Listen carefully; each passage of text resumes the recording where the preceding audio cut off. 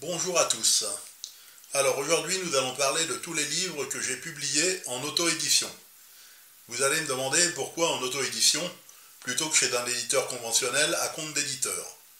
Je ne parlerai pas des éditeurs à compte d'auteur qui sont une véritable arnaque et qui publient n'importe quoi du moment que c'est avec votre argent. Eh bien, figurez-vous que j'ai déjà testé les éditeurs à compte d'éditeur avec 3 livres qui sont encore disponibles en librairie et sur le web. Le premier s'appelait Lumière sur la Lune et il a été publié par les éditions Carnot le 16 novembre 2000, c'est-à-dire il y a presque 18 ans de cela, mais on en parle encore aujourd'hui du fait qu'il était un des premiers livres à critiquer ouvertement certaines photos du programme Apollo. En fait, c'était une commande des éditions Carnot où je devais me glisser volontairement dans la peau d'un théoricien du complot et trouver s'il y avait matière ou non à douter que l'homme ait pu poser le pied sur la Lune. Il faut dire qu'avec des photos dans ce genre-là, où l'astronaute Edgar Mitchell de la mission Apollo 14 semble tourner plus vite que son ombre, la NASA me facilitait grandement la tâche. Pour ceux d'entre vous qui penseraient que j'ai pu faire fortune avec ce livre qui s'est, il faut le dire, très bien vendu, il faut savoir qu'un éditeur paye ses auteurs au bout d'1 an et demi environ, et qu'entre-temps, bien sûr, les éditions Carnot ont eu le temps de faire faillite. Grisé par le nombre de ventes du premier livre de Thierry Messant, L'effroyable imposture, publié juste après les attentats du 11 septembre, l'éditeur a pris la grosse tête. Il a investi dans de nouveaux locaux et publié à plusieurs milliers d'exemplaires Le Pentaguette, second livre de Thierry Messant, qui cette fois-ci lui est resté sur les bras. Adieu donc à tous mes droits d'auteur concernant mon premier livre, Lumière sur la Lune. Le deuxième livre s'appelait Gourou de secours et a été publié par GMG Éditions le 1er juin 2006. Il faut savoir qu'avec un éditeur conventionnel, l'auteur n'a pas de droit de regard sur la couverture, ni sur le 4e de couverture. J'avais donc proposé cette couverture à l'éditeur, où il y avait écrit « Petit manuel de dépannage spirituel », et il a trouvé un graphiste qui m'en a fait ça, où il y a écrit « Petit manuel de réparation spirituelle ». Ce surdoué a réussi à donner à mon livre de psychologie le look d'un bouquin de cuisine. Et ils l'ont publié tel quel.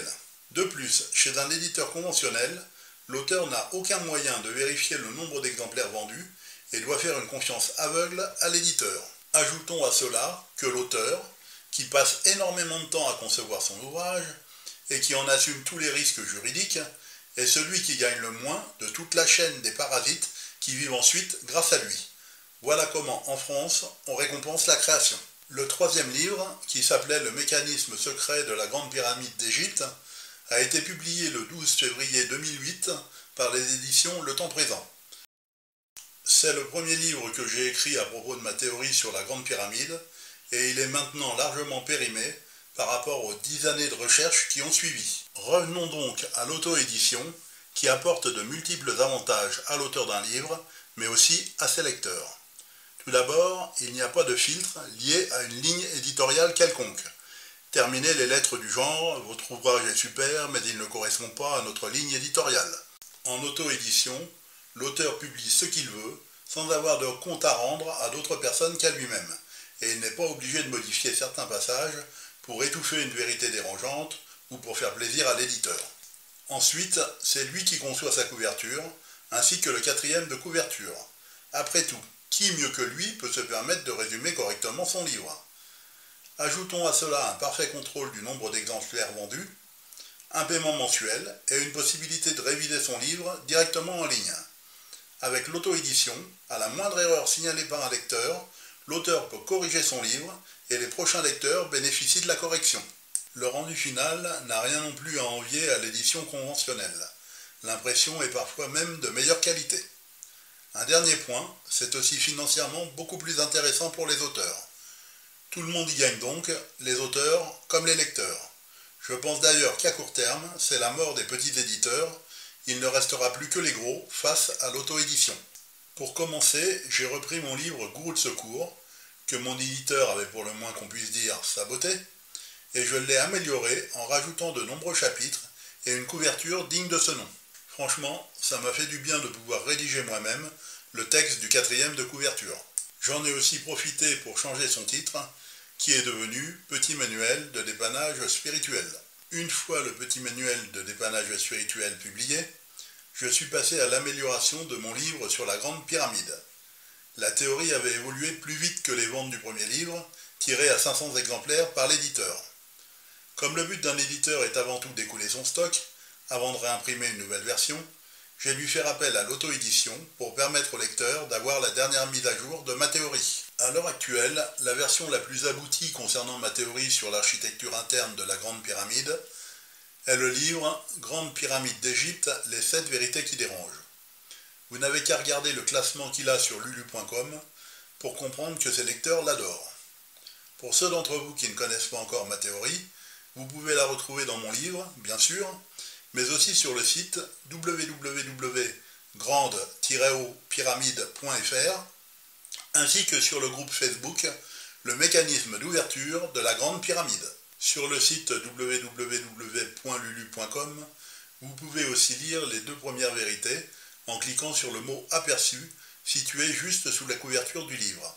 Attendez ensuite une petite minute que l'image de couverture se charge et ensuite vous pourrez faire défiler les pages. Cette remarque est valable pour tous les livres que j'ai publiés en auto-édition. Par la suite, j'ai écrit 3 contes pour enfants en collaboration avec Stéphanie Martin et Thierry Mordant. J'ai écrit le scénario, Stéphanie a fait tout ce qui est description d'ambiance et Thierry a fait environ 26 dessins par conte. Si vous ne connaissez pas Thierry Mordant, c'est un artiste peintre qui travaille aussi comme créateur de timbres pour la principauté de Monaco. Certains de ses contes ont même été traduits en anglais, en néerlandais et en suédois. Ces 3 contes sont maintenant réunis en un seul livre, intitulé « Les aventures du lutin et de la petite fée des framboises ». Avec ce livre, la qualité est au rendez-vous et n'a rien à envier à des contes publiés par les grands éditeurs. Feuilletez-le et vous verrez par vous-même. Vous pouvez lire les 15 premières pages de chaque conte en cliquant sur Aperçu. Pour en terminer avec ce petit diaporama consacré au livre que j'ai publié en auto-édition, je citerai aussi Les Marsonautes, un trieur de l'espace, interdit aux moins de 18 ans en raison des scènes de violence et aussi des nombreuses scènes de sexe qu'il contient. Synchronicité et autres improbabilités fréquentes de l'existence. J'ai un interview à propos de ce livre qui a été réalisé par Olivier Lallemand et que l'on peut facilement retrouver sur YouTube avec les mots-clés « Interview, l'heureux, synchronicité ». Psychologie de l'inconscient humain. Un livre qui va vous permettre de mieux vous comprendre et de mieux comprendre les autres. Vous y trouverez même une méthode qui permet de guérir de n'importe quelle phobie en moins de 10 minutes. Et le livre « Il était temps » qui vous en apprendra beaucoup sur le temps. Pas le temps qu'il fait dehors, évidemment, mais le temps qui passe.